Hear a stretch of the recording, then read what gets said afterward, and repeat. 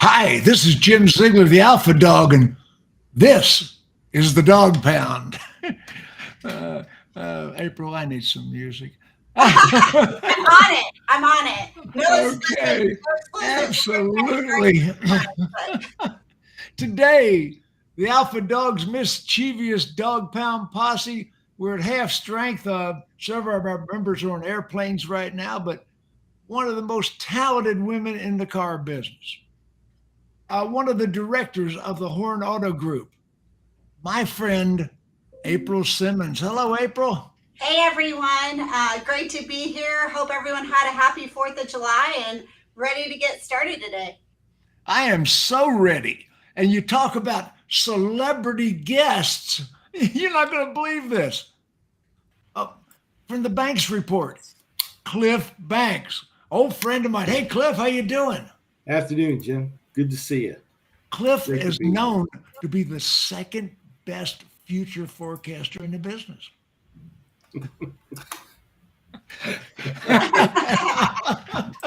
And we're talking about brilliant women. Jennifer couldn't be with us today, but we did get Bobbie. She's brilliant. I'll co-sign that. Okay, the queen of BDC. I mean, absolutely one of the most brilliant women in the car. Well, actually, one of the most brilliant persons in the car business. There we go. I'm getting so politically correct. I'm so proud of you. Okay. I hate it. Okay. Okay, today, me and the mischievous Dawg Pound panel, we're going to be talking about last week's show. We had 3 State Dealer Association presidents on. Bob Glaser from North Carolina, Bob Okanuski from Massachusetts, and Don Hall from Virginia. Those guys, what they have in common is they are some of the most aggressive state association presidents of all 50. Some of the most aggressive. And they are on the dealer side. And I also, now, don't slap me about that. I actually had a call with Mike Stanton, the new president CEO of NADA. I'm glad I did. I had a long conversation with Mike Stanton. And, you know, I have been super critical of NADA. I have trashed them every time I got on a microphone or a speech, every blog I wrote. I mean, I have been down on them ever since Peter Welch. Got a few rounds on that. Ever since Peter Welch stepped on the stage. I don't like Peter Welch, and he knows it. If he doesn't know it, I don't like you, Peter. Anyway, you know, so. Tell us how you really feel. But I really like this guy, Stanton, and I'm willing to, and I'm not going to talk about what we confidentially talked about. That wouldn't be fair. I don't repeat but the fact that we had a conversation, I'll just leave it at there, and it was very positive. And I believe that your new NADA is going to go to the battlefield and probably win a couple for a change. I'm really excited about it. Now, that being said, the manufacturers are going to try to sell directly to the public. Oh, the manufacturers are doing built to order. Cliff, you are on top of everything. You're on top of everything that's happened in the industry, Cliff. Tell me. For as long as I can remember. Yeah. Oh, I mean, Cliff held you as you were calling me old, Bobbie. I'm calling us like a fine wine. Yeah, Cliff held Bobbie as an infant. Cliff, tell us what's going on in the industry as far as built to order, manufactured direct sales, and now the new FTC rulings that are coming out. What's happening? Well, first on the manufacturing side, I listen. There's a lot of chatter, a lot of talk in the industry coming from the manufacturers, coming from experts like us, watching the OEMs closely. Obviously, the chip shortage and the shortage of inventory has, and it's not just a chip shortage anymore; it's a overall supply shortage. But that's led to an environment in which dealers are able to, as we all know, I mean, for any of us who are paying attention, prices are at all-time highs for new cars. it really is almost a build to order scenario right now. Inventory is not on the lot, so you're telling me they have to do built to order? It's a necessity. Well, right now, yeah. I mean, the customer's being conditioned to waiting several months, if not longer, for their vehicles to show up. Oh, there's people waiting for a Bronco for a year. Yeah, longer. Yeah, I had a friend that waited. I mean, it was longer than a year, about 14 months. Yeah. But the question, again, I'll tell you, it's every presentation I've given in the last couple of years. I lead off with a slide with a shattered crystal ball. You talked about us being the futurists in the industry, Jim. But man, I mean, I think right now, with the way the world is, it's hard to predict how these things are going to play out over the next 3 to 5 years. Well, Cliff, in several articles I've written about what I perceived as a dealer apocalypse, the battle of Armageddon. The battle of Armageddon. Yes.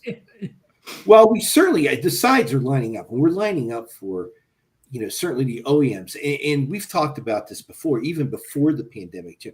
I see the OEM strategy being less about owning or being the actual seller to the consumer, but keeping the dealership model, quote unquote, in place, but yet exerting much greater control over that model. Well, hey, now every time the manufacturer has tried to sell cars, they've failed miserably. Yes, I can take you on a march through history. We've done that. Yeah. And April, what are you experiencing with your built to orders?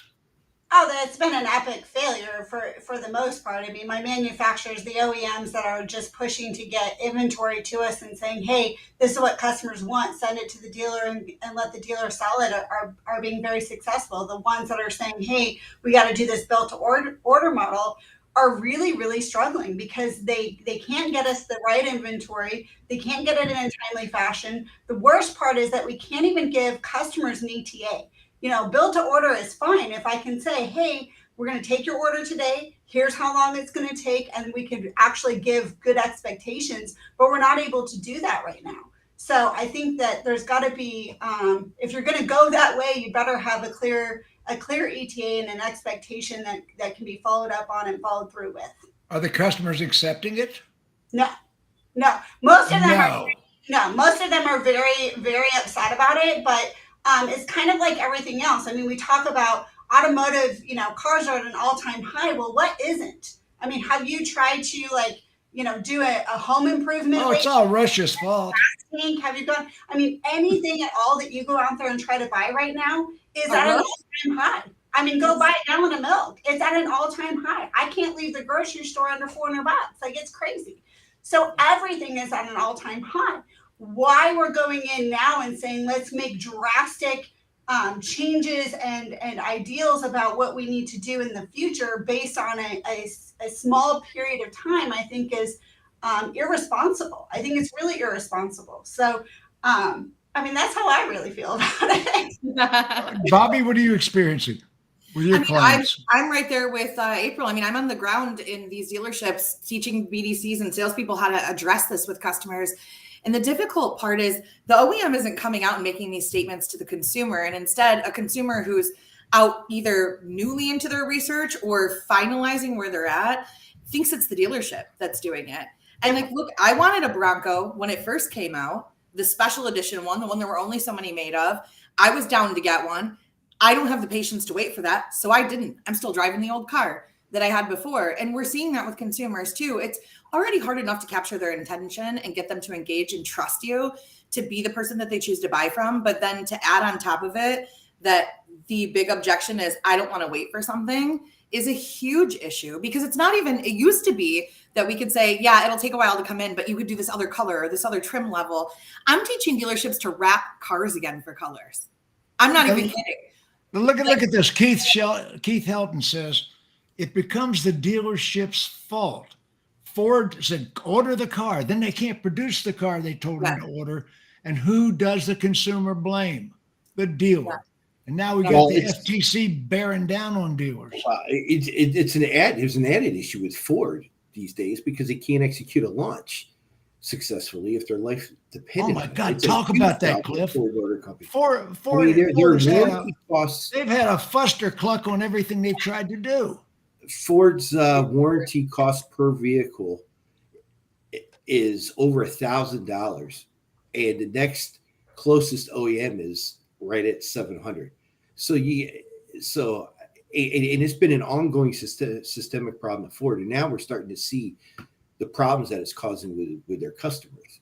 So I think some of the problems that we're seeing play out, and a lot of the language, this whole direct-to-consumer model too is being driven by Ford at the moment, because Mr. Farley's comments, I think he's playing to both the investor world, and I think his messaging has been quite muddled over the last at least 6 months that we've seen. How do you see a lot of confusion and concern with the dealer body? What are you seeing there, Bobbie? The biggest thing that I'm seeing is just a lack of communication across the board. And that lack of communication is causing confusion and frustration on both the dealership and on the consumer's part. We're talking about internally at the manufacturer right now. Yeah, but this is what's causing it, though, is that they don't know either. They don't know either. Exactly. And so just like in any business, when they don't know, it's easier to smoke show. You talk to a manufacturer rep, and I've just spoken to a couple of them, not just Ford. General Motors is just as screwed up under Queen Mary. I'm telling you right now. I was at Digital Dealer recently, and a Toyota rep, who shall not be named, says to me, I watch your guys' show and you're always talking shit about us. And, it's just like, come on. And he was kind of like a little bit of a jerk, right? And I was like, this would have been a good opportunity for you to approach me and have a real genuine conversation. And that is what is missing. Last week, Joe Eberhardt at Land Rover, Jaguar Land Rovers, I did for Cliff. Is it? He was, Joe Eberhardt was with Jaguar Land Rover. He was also back with Daimler back in the day. Yeah, is he backing down on what he said last week? I heard that. That he's backing down. I don't know. That may be. He was talking about strict build-to-order model, completely eliminating the dealers. I mean, this came right out of Jaguar Land Rover. I mean, well, I think they're going to the agency model in Europe also, which is no surprise. Mm-hmm. I mean, we've had all the stories recently with the manufacturers moving to the agency model, but we knew that was coming. They had already indicated that last year. So, I mean, what we're seeing is no real surprise right now. I for one, don't think it's going to be successful here in the U.S. I think there's just a lot of talk right now, and it's such a complicated transaction. That's the problem, right? Is that it's often these decisions are made not based on what will be successful, but let's just try it. And I think the reps' hands are tied too, right? Nobody knows the answers to what's going on. Wouldn't it be so much more effective as a giant corporation to launch an actual PR campaign internally within the OEM and within the dealerships to get everybody on the same page of what's going on, so that there aren't what if conversations? What if conversations create conversations that are unhealthy and often miscommunicated and untrue? And but Bobbie, you don't know what their strategy is. So how do you do that? Even at the OEM level, you have, it's an evolving strategy. So what they're thinking today may not be what they're thinking tomorrow. But isn't every strategy evolving? Like some kind of clear directive other than what we're reading. I mean, we read op-eds to get this information. We hear from other people's mouths. It's like that kindergarten game where you'd whisper in somebody's ear and it would get all the way to the end and be something totally different. And so just some clarity and some conciseness for the dealer and the consumer would be huge. It would be, but even worse, Bobbie, I'm not sure, and I won't say which OEM, but I actually had an OEM call my upper management last week and absolutely ripped our faces off for telling a customer correspondence that they sent to us. We got wait a second. Wait. Repeat that slowly. Slow down. Slow down, woman. Slow down. Get it, girl. Just do it. Our production levels are at a snail level, right? And we get some correspondence from the OEM that says, hey, here's what's going on, why it's at a snail's level, the expectation of hopefully it'll get better again. Here's your carrot for the future. Hopefully it gets better, fingers crossed. And we shared some of that information with a consumer who is very upset about the lack of a vehicle being available to buy in the options and colors that they wanted. and we shared some of that information. The consumer reached out to the OEM, threw a fit, and the OEM called us very mad. Because you said what they told you. Shared the information that they told us. So, I mean, it's crazy to me. We want to talk about transparency on the dealers. Where's the transparency from the OEMs on the evolving strategy? They've got no transparency. They never want to share that stuff. And it's a shame, because what should be happening is there should be a true partnership between the dealer and the OEM. That's what it was designed to be. That's how it should work. But that's not how business often works. And it has been on occasion. It has been. It has been. It has been. It hasn't always been hostile. I mean, there was a time when the presidents of Ford and the presidents of General Motors would call me to Detroit and Dearborn, and I would sit in their offices and talk to them about what the dealers did. And there were times you could communicate. And I'm just an outsider, but they communicated with their dealers. You know, so there was a time that Cliff and I could access any of the top people and get the true story and print it. Yep. You know. Yep. I want to talk about another controversial thing that I'm seeing a lot of pop-ups going on, and quite frankly, what may be fueling some of this FTC stuff and some of the other hubbub that's out there where we want to attack the dealers. I want to defend the dealers in one spot that might be controversial, and you may all disagree with me, and that's fine, but market adjustment. You know, everyone's wanting to yell at the dealer on how dare you price gouge and market adjustments on all these things. And I want to talk about a couple of my dealers right now. Their inventory levels are so low that I have salesmen to feed, I have service managers to feed, I have desk managers to feed. I have a lot of employees who now have to make a living off of selling 2 to 3 cars a month versus 10 to 20. And the only way they can do that is to make more per car. That's the only way it happens. So part of this market adjustment is if you're willing to pay for it, which a lot of you are. We're not talking about gas and milk here. For the most part, if you need a vehicle, you can get a vehicle. If you want a vehicle, you might pay a market adjustment right now, but you're probably also getting 40% more for your trade-in. So I think there's a part where, yes, you're paying more for a new vehicle, but is it really necessarily a bad thing when you look at the net difference? And nobody wants to talk about those things. Everybody wants to just say bad dealer, bad dealer, bad dealer. But ultimately, at the end of the day, it's always been that way. Supply and demand will always yield that the people willing to pay for it are the ones that are going to get it. And if you're talking about a want, then that's what it is. If you want a Porsche, you pay a lot of money for one. If you need a car, you go down to the pot lot and you get one. Sorry, that's just, I have to get that. Look, I've seriously considered trading in or selling back my vehicle right now and just Ubering everywhere. I'm only home every other week, right? Waiting to purchase, but doing that.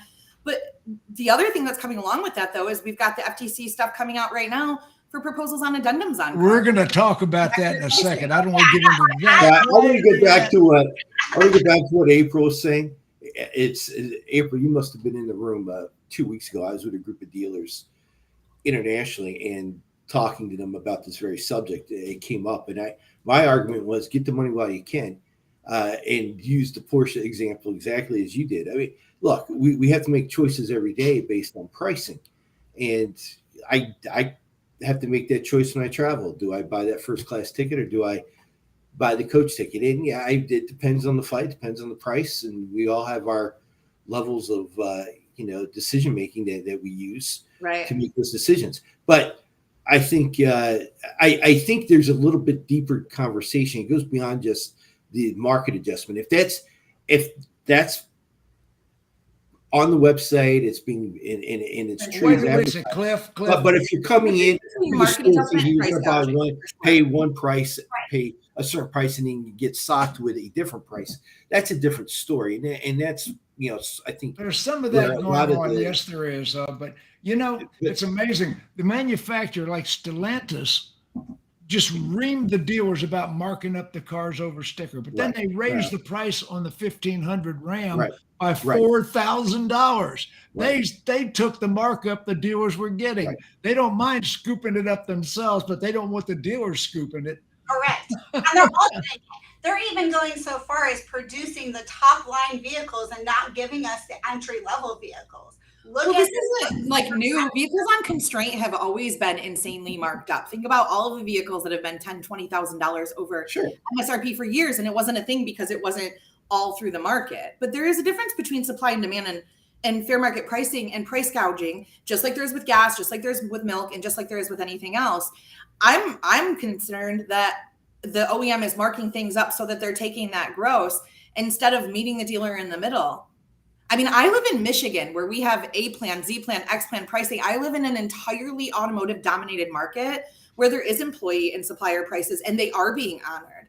And these stores are really struggling because they're having to step up the trade values to an extent that there is minimal gross happening inside of those deals. And they're getting real creative on how they're paying people as a result of it. Keith Helton just said something really astute.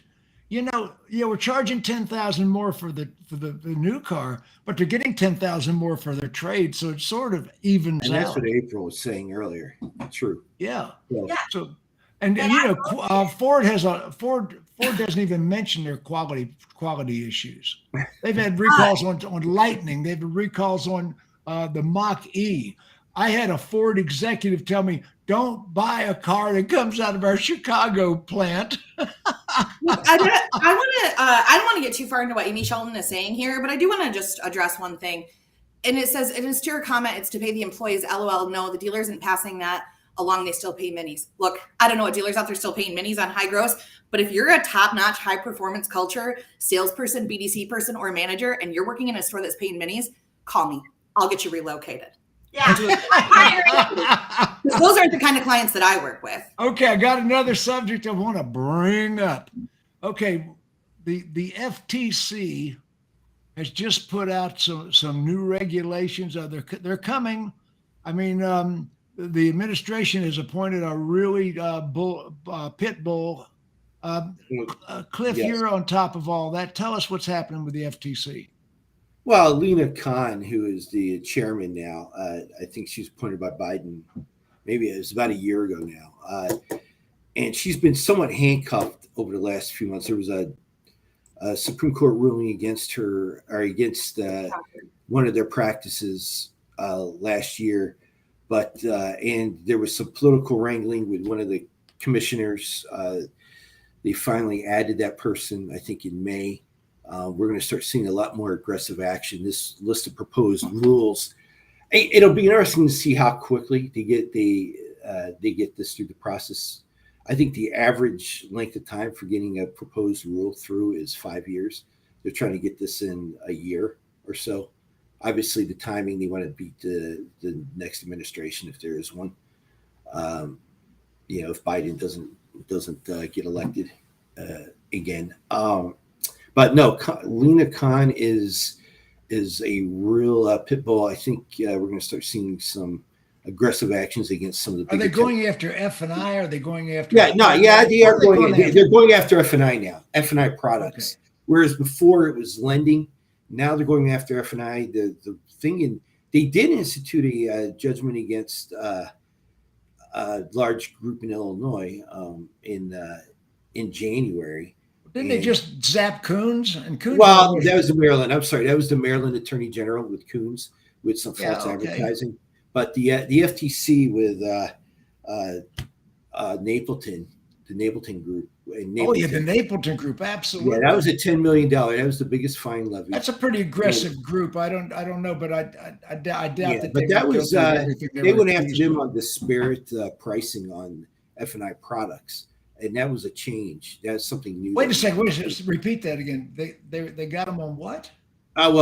This discriminatory pricing on with F&I products. So what we're seeing now is that the FTC is obviously signaling that they're going to come after dealers on the pricing of the F&I products. Which I have always. Let me jump in there a second. That's my ballpark. Yeah. Okay. Service contracts. All but 2 or 3 states, service contracts are unregulated, fair market value. Whatever the bank will finance, whatever the consumer can be talked into paying. Right. For 30 years, I've been begging dealers to have a standardized pricing on service contracts. I've been begging every one of my F&I schools. I'm a record-setting F&I manager, but you don't need to do some of the practices that have spurred the Federal Trade Commission to come after us. Right. I have always said you need to either have a set percentage of markup or a set dollar amount of markup. You need to have a set. See, in Florida, it's an insurance product. Doesn't matter. In Florida, you can't discount a service contract or sell it for more. You must sell it because it's an insurance product and it's regulated by the insurance commissioner of the state. And I think maybe another state, maybe Wisconsin, one of those dairy states. But anyway, we're talking about the service contract in all the other states is totally unregulated. I saw a Texas dealer sell a service contract for $34,000. The biggest problem that was on an H1 Hummer, and GMAC at the time financed it. General Motors Financial at the time financed it. It was the biggest deal I'd ever seen and was the biggest chargeback I'd ever seen. But, because they did cancel it after a couple months. But all in all, you can't do deceptive trade practices. Now, deceptive trade practices, anything a regulator deems to be a deceptive trade practice. Generally defined if it's designed to confuse the customer or disorient the customer or divert the customer from the true figures. I was able to always set record-making numbers without ever non-disclosing. What do you think, Bobbie? You don't have to non-disclose. That's the thing. If you're a finance manager, and I was a finance manager for a long time for Sonic Automotive, who was very strict about the exact amount of markup that was allowed on each car. You couldn't discriminate based on age, based on race, based on anything, even unintentionally because of the compliance issues that opened up. But selling an intangible product that you believe in is not a difficult thing to do. And it shouldn't be difficult to make good gross and be honest about it. It's like every time I hear a finance manager say, oh, my numbers dropped because I had a cash deal, I'm like, you're weak. Absolutely. Continue on. Now, you were on a roll there for a second, Cliff. Yeah, well, I think it'll be interesting to see over the next several months how NADA responds. Obviously, Mike Stanton has come out the new NADA president has come out really strong against the proposed rules. They're trying to angle for an extension of the 60-day comment period. So I'll say this: NADA, despite your dislike of Peter Welch, I will say this. That's a personal thing. He might be a good guy to some people. I don't like when it comes to lobbying and government regulations and government issues at the national level. NADA has been incredibly effective at protecting the dealer body. And in many ways, we don't hear about those victories because they really are in a position where they can publicize them. It becomes more of a spiking the ball or taunting your opponent when you cross the finish line, which is something they don't want to do. So you got to keep working with this. That makes sense. So you're saying I might be unfair? Yeah, I think, and I can tell you example after example during the Obama administration, the Trump administration, where NADA has actually protected the dealer body significantly from in things that have never been publicized or written about. So I don't want to really get into an NADA debate. No, right. But I'm saying, I guess my point to saying the Federal Trade Commission. Let's get back. I think my point to saying is I would be surprised if NADA isn't effective in blunting some of this over the next several months or next year or so. I think they have rational arguments, well-reasoned arguments that they can bring to the FTC. And I will see. I mean, Lena Khan is she's an unknown. I mean, that's the wild card is how strong and stubborn she'll be. So we'll see. But there's a lot of stuff under the radar, I think, going on. Well, that's fascinating to watch from a political side. Go well, on. talking about that, I think Jim accidentally brought up a good point. You know, Accidentally, Florida,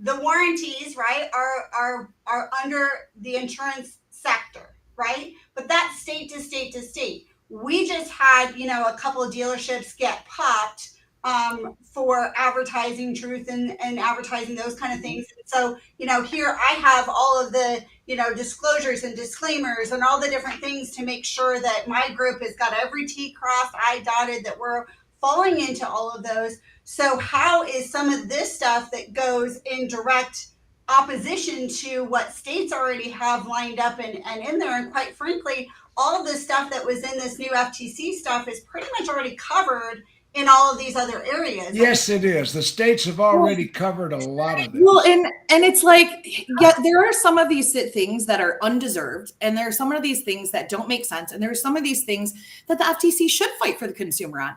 And there's some of these things that are just our fault as an industry. And that's just the truth, whether anybody wants to hear it or not. Because you think about why is it so difficult to put a true transparent price online? Everybody says, well, then they'll shop me. They're already shopping you. That's why they're online. You really want to put 20 people in your showroom and argue about $750 in fees that are for nonsense, that are for nothing, when you could just hash it out online and talk to real consumers who actually want to buy from you. We forget the human capital that is involved in trying to get and lure a consumer in. Forget the advertising dollars that we're competing on. It's insane to me. And some of this stuff is nonsense. There should not be additional fees for some of these things. If you want to charge an additional fee for it, just make it the price of the car. The reason you don't make it the price of the car is because then it's not part of the gross, right? Then you're not paying the salesperson. Well, it's not just that. I mean, there are chemical additives they're putting on the cars, the environmental protection package. We're talking about gap. We're talking about tire and wheel protection. Right. Well, we're talking about windshield. I saw somebody selling windshield replacement. Look, are you selling that? Are you selling that? I love that product.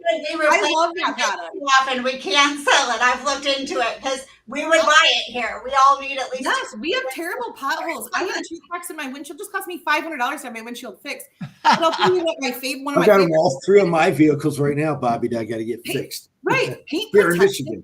Paint protection actually is one of my favorite products, and it makes a lot of sense in a lot of states. Like paint protection, interior protection for me is huge.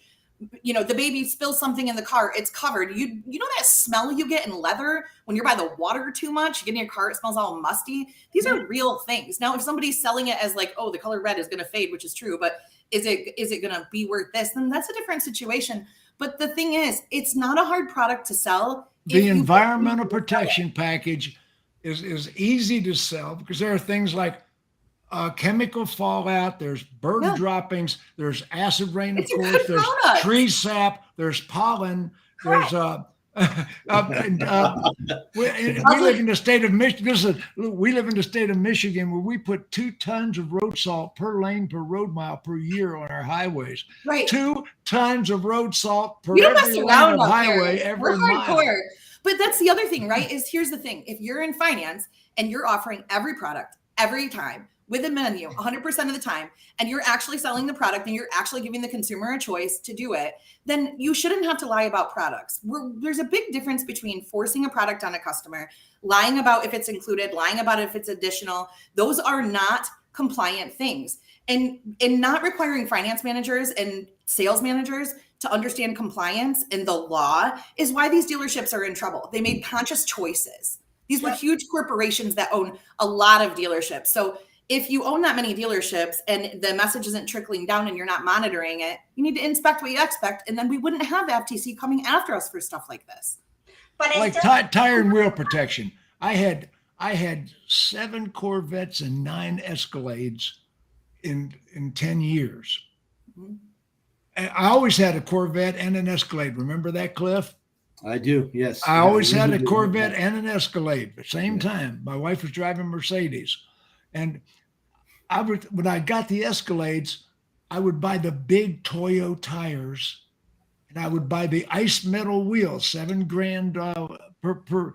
And I always bought tire and wheel. And we lived in a brand new neighborhood, still under construction. I was picking up nails and roofing knives. But then I found out my Corvette had ever run flat tires. Yeah. But you know what? They only run flat once. Right. There's nobody easier to sell a finance $500 replacement somebody tires. anonymous. If you got a Corvette, you better have tire and wheel because the tire replacement is $500. And Per tire. Yeah. and you got to be able to sell the value. Because all I needed was a rap group and a posse. I had that Escalade all tricked out. It was nice, but the wheels and what. I like a good product. I think I just, want to make a comment about all of these products because ultimately I think the states are already making sure that those pieces where the customer was unaware or they, were coerced into something, they're already protected. I still think it's the minority. I think most dealers now are presenting menu. They are going through the options. They are selling the value. And, I don't think there's really that many that aren't. And so for the FTC to come out and say, we're going to ban all products without benefit, well, who decides whether it has a benefit or not? Do we have to pitch the FTC now on all of our products before we're allowed to sell them? And then what about, the specifics about Gap really has me kind of spinning my loop because loan to value ratio at what point? At the point that they buy the vehicle? I mean, loan to value ratio, if you buy it today, is going to definitely change tomorrow. We all know that, right? That has me concerned. You know what other one has me concerned is the ban bait and switch claims. One part of that, a couple part of that has me concerned too, because in the verbiage, one of them says, and don't hold me to the exact verbiage on this, but basically like advertising if a vehicle is actually there or not. And I think to myself, does the FTC understand how website inventory feeds pull? Because a car that was here this morning might not be here tonight. Are we going to go that deep with it? Or is it just, did we tell somebody that a car was there and then it wasn't? Is there miscommunication involved here versus is it truly to help the consumer? I feel like there are no such things as coincidences. And I think the timing of this is just interesting and I'll leave it at that. But the other little snippet in here that says the agency is also considering cracking down on dealerships advertising related to the cost of the vehicle itself. So this is step advertising. one. This is just step one of where they're headed on trying to control this from all levels at the dealership level, and it just has me scratching my head with a big fat why. I think it's the addendums. That's a huge thing right now because I'm in and out of these dealerships all the time, and I'm listening to people talk and I'm looking at advertised stuff and I'm mystery shopping. Mm-hmm. And it is crazy the amount of addendums on a vehicle right now that are not advertised on the website. And I think that's where we're seeing it. I think the FTC got involved because of the OEM. Ford and them come out and go, stop marking up your cars, stop putting stuff on them. And they're like, whoa, this is a big problem. Even their manufacturer sees this issue is occurring. And so you look at that and think, how can you even show? You can't show every rebate on a vehicle because it doesn't apply to every consumer. So short of breaking out every rebate with a full explanation, which doesn't make sense to a consumer on what can be integrated and what can't, and not every OEM is doing that, and not every dealer is doing that, we can't give all of the information some of the time. All I can say is if consumers want choice and they still want to have choice in the future, they shouldn't want any of this either. Well, they're trying to say, let me go back to Cliff for a second. Cliff, they're trying to say some of these products and some of these services have no value. You mentioned to me earlier, we were talking about the Coons organization got zapped by the Maryland State Attorney General. What was that case over? I think it was I don't know I don't remember what the specifics were. It was a little while ago. I mean, it was this year, but I'd have to go back and reread some of that. But listen. That's a very reputable company. Yes. Yeah.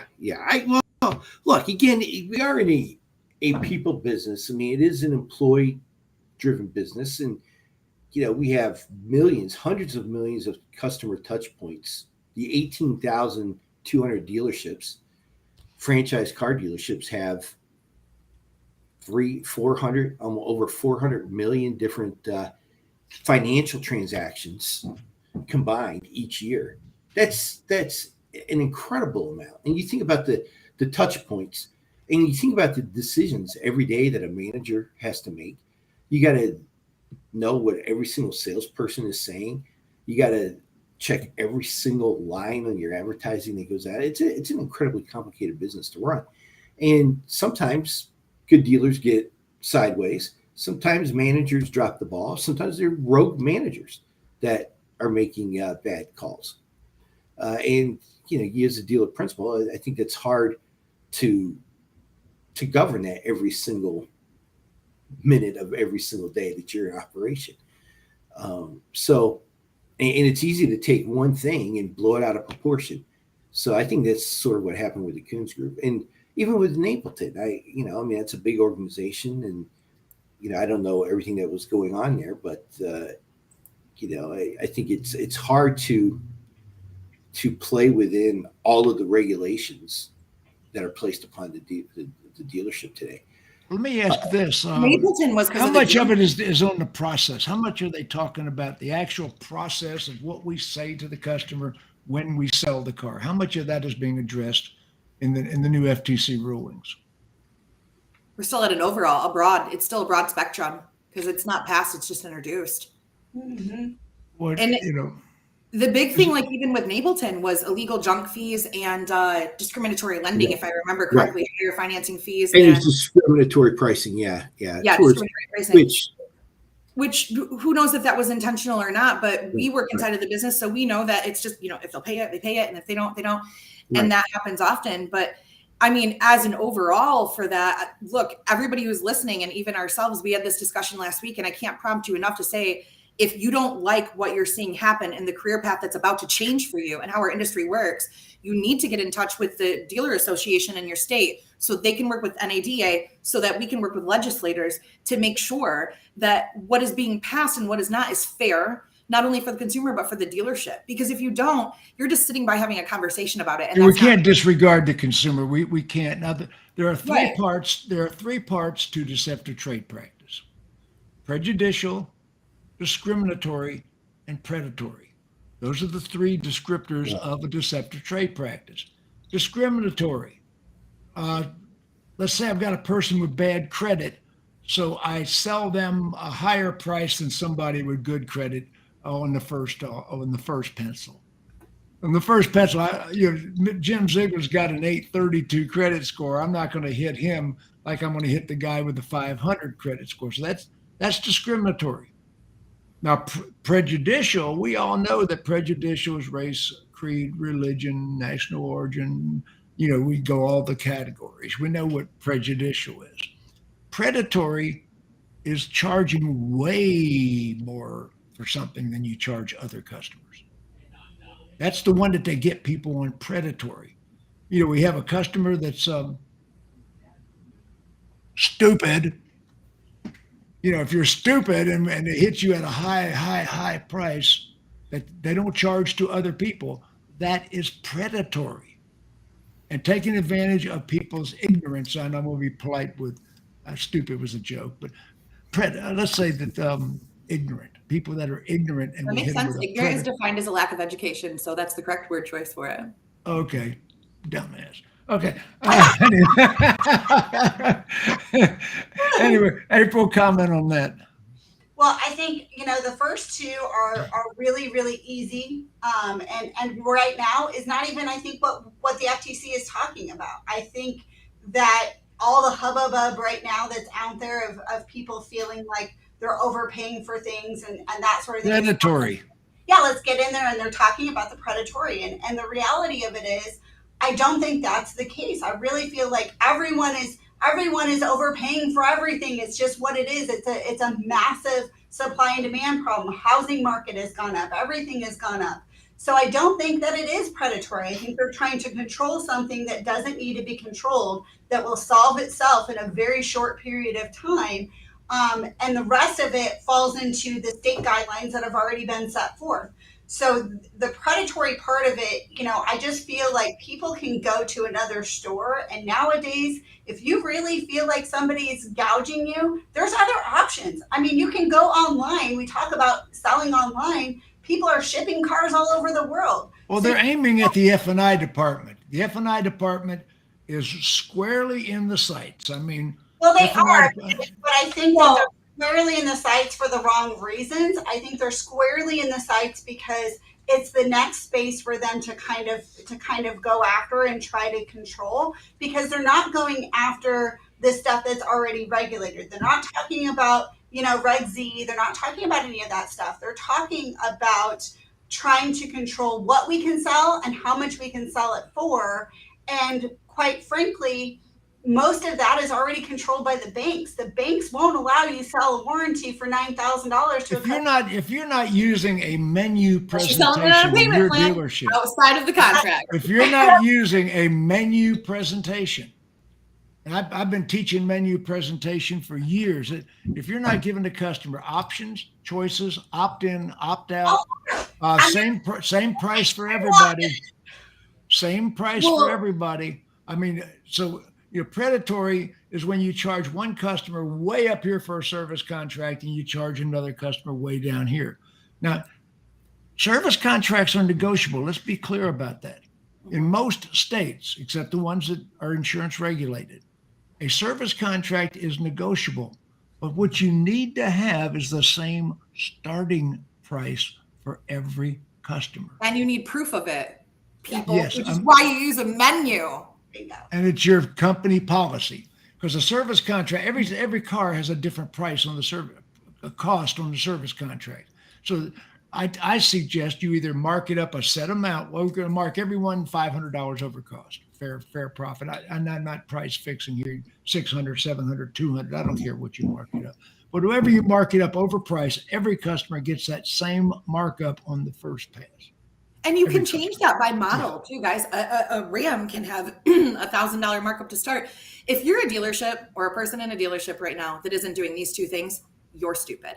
One, using a menu, not just for the gross profit, but to prove it. And two, keeping a history of how you desk a deal. In almost every CRM, at least the good ones, if you desk inside of your CRM, VIN included, you can see the history of a pencil from where you start to where you go. Because if you believe that you will not be an example or a precedent for what is trying to be occurred here, you are crazy.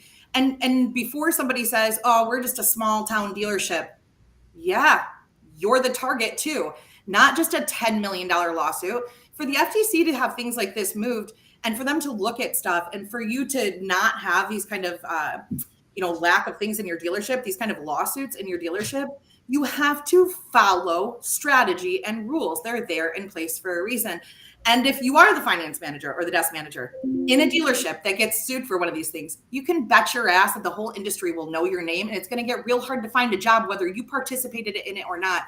But remember, as the finance manager, you're the last signature on the contract. Did you hear that, Don Poteet? The other thing I would say too, though, just to kind of throw it in there, because I can't stress this enough. When I say go to your dealers association, do not allow yourself to make the excuse that you have to be the owner of a dealership to have those conversations, because if you are not actively participating in these conversations, you are a part of the problem, period.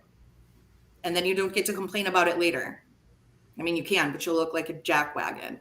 So. I think a lot of people think that none of this is actually going to hit the finish line, and they're just assuming that like the NADAs and stuff are going to get it there. But I think that's the biggest misconception out there is when you sit back and you think things won't happen, that's when they happen. And so the most important thing is, like Bobbie said, is truly getting involved and not sitting here saying, hey, this stuff that's being put out there is just, false and it's not going to happen. They're going this direction for a reason. They're not going to stop. You have hit it. You need to be careful who you vote for. That's the thing too, right? I will not get into a political conversation. That is not the goal of this, but I will tell you this.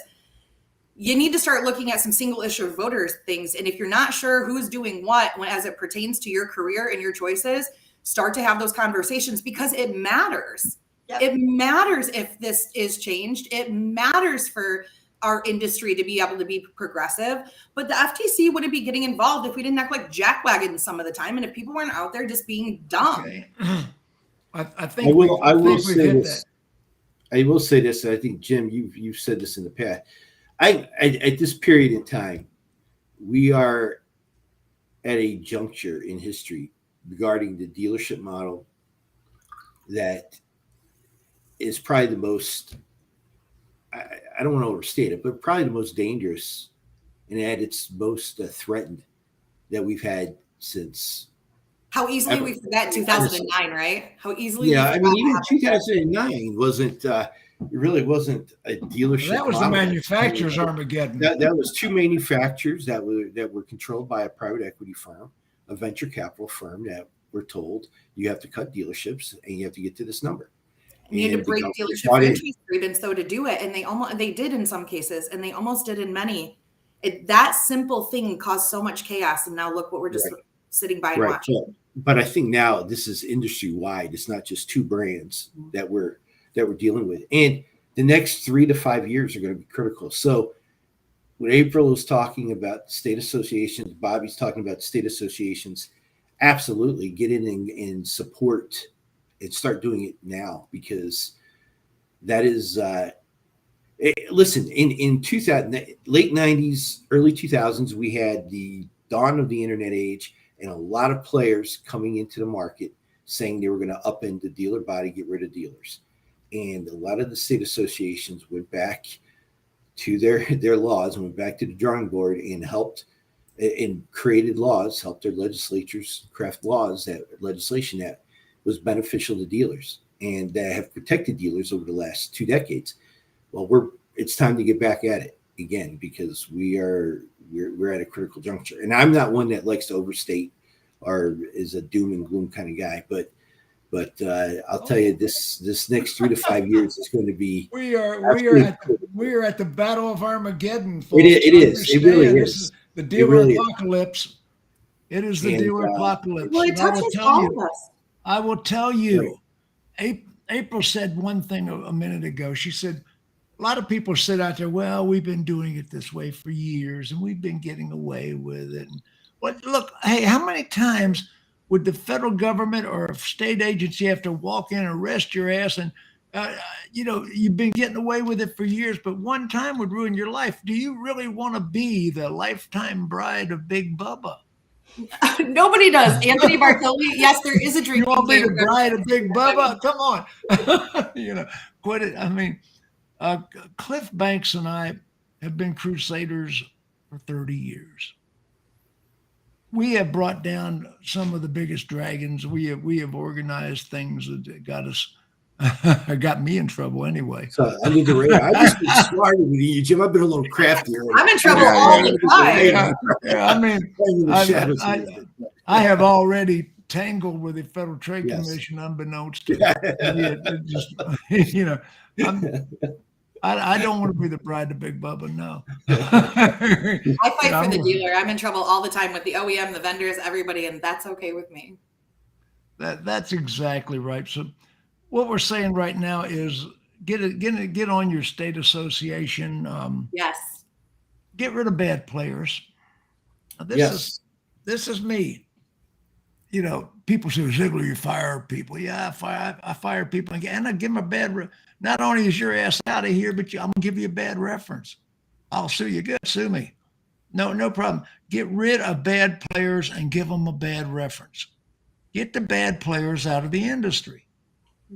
I have fired some really hardcore bad players and then persecuted them. If I even heard they were getting a job, I made a phone call. Don't screw with the dog. But anyway, April, what are you smiling about, April? Oh, that's just funny. Don't mess with the bull. You get the horns. Don't mess with the dog. He'll bite your face off and make I love it. Just keep in mind, these things are really, really, really important, because if the FTC starts saying, hey, we can just come in there and fine you for what we think is important, there's a lot of control that comes behind that. And it's just stuff that we need to get ahead of. But to Bobbie's point, to Jim's point, Cliff's point, a lot of the core of what this is just, if you're doing good, you're probably going to be okay. Like if you're doing all the right things, if you don't know what you're supposed to be doing now, reach out to somebody, call a friend, go online and read your state's current legislation. April, one of the things we're worried about is they're going to prosecute some people who are doing the right thing. Well, and that's my fear. That's why that's the fear. And that's why you need your. It really is, because I've been calling for the NADA to step up, and we got rogue vendors, we got rogue manufacturers, and bring these rogue vendors and these rogue manufacturers in line. You know, you rogue dealers who are out there jacking shit up for all of us, knock it off. Like, come on. Well, and I think there's only a few. I mean, I can't help, and I'm going to try not to get political. Like Bobbie said, we're not trying to go there, but I think at the end of the day, it kind of feels like, you know, they're trying to herd up the cattle, so to speak, to kind of line out why the OEM should get things the way they want things. And I can't help but feel like that's where some of this is really being fueled from. So I just, again, it comes back down to the point of, you know, make sure your shit's cleaned up, and also make sure some jackwagon will come along and mess it up. Process and communication are key, people. Process and communication. I don't understand why it has to be stressed so often and it's so hard to comprehend. Bingo. So I think just at the end of the day, make sure you know what you're doing, but it is time to get involved. There's too many red flags going up all over the place to think we can now just sit back and think that there's not something under the surface being right. Well, I hope that's everything goes to build to order. And one thing you really need to do is you need to subscribe to the bank's report. Oh my God, yeah. Oh yeah. If you're not subscribed, we'll be launching a new website. I don't know why I haven't gotten a complimentary subscription. I don't know. You know, I'm kind of thinking the same thing, just as like a friend for years. You know, the insider edition. edition. Pick up the phone and call me. You get the total unvarnished version. Fair enough. How do they get in touch with you, Cliff Banks? Just cbanks at thebanksreport.com or LinkedIn, Twitter. Banks at thebanksreport.com. Is that it? There's like a chicken pack there going on. Yeah. Is that it right there on the screen right now? I'm on LinkedIn, Twitter. Okay, and you can subscribe to the Banks Report. The Banks Report is all the secret stuff. I mean, this guy is so. There's got pictures of everybody with donkeys or something. He's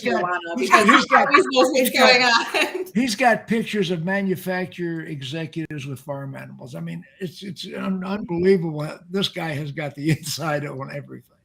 I mean, if you want to really find out what's going on in the automotive world, the secret stuff, the news ahead of the news, subscribe to the Banks Report. Email to cbanks@thebanksreport.com. So we got it up there right online. Yeah, I'm pretty accessible. What's that? It's so nice to see your face today. I feel like it's been forever. You. Right back at you. Yeah, you're looking good. I mean, Cliff and I go back 25 years. Yeah, at least, yeah. At least 25 years, yeah. We've been fighting the good fight. We have stood down the rogues and the scoundrels, and the whole thing that Bobbie was trying to say, that April was alluding to. You don't need to lie, cheat, sneak, deceive, or misrepresent to sell cars. No. I have made a career with record-breaking numbers, and nobody will ever say that I was disreputable. Never. I mean, because you didn't have to do that. I mean, everything I did, everything I am doing has been right in the guidelines of what is acceptable. You're doing F&I and you're not using a menu. What's wrong with you? You're not a sales professional if you can't do this. Look, I sell air. I get paid to boss people around. Mm-hmm. Let that sink in for a minute. And you're good at it. And neither does anybody else. I'm good at it. I got leadership skills. It's the whole thing. My mom says so. Now, if you've got a BDC, a business development center, if you're in the business, if you got internet problems, you need to call Bobbie Herron. And Bobbie, I have a hot lead for you. I've been trying to get in touch with you the last couple of days. I was off the grid for the weekend because I refused to celebrate. Well, you need to get on the grid because I got a lead that needs you in the store right now. All right, I'm in. One of my clients from 30 years ago. I've already told him your name. He's expecting your call, so I'll give that when we get off. I am on. Anyway, if you need anything to do with the internet, and if you are a top flight manager, a top flight salesperson, a top flight technician, if you're a great technician, call April Simmons at the Horn Automotive Group. Heck yeah. Do you need top quality? You're hiring? We're hiring. Okay, well, how do they get in touch with you? LinkedIn is the easiest, but you can always email me at april@horncars.com. April, Thank you, Alicia. HORNE. Yep, Horn. cars.com. For the first time ever, we're 1 minute over, ladies and gentlemen. What? That's never happened. That's never Is that happened. it? You got it, friend. Okay, if you're a top flight technician, you want top pay, great work environment, good hours. They serve steak dinners every Friday. No problem. Cliff Banks, thanks for being on the show today. Thanks for having me. And we'll reach a lot of people in this replay. I think this was a great show. Everybody stick around. I'm about to go off. Wave goodbye to the audience.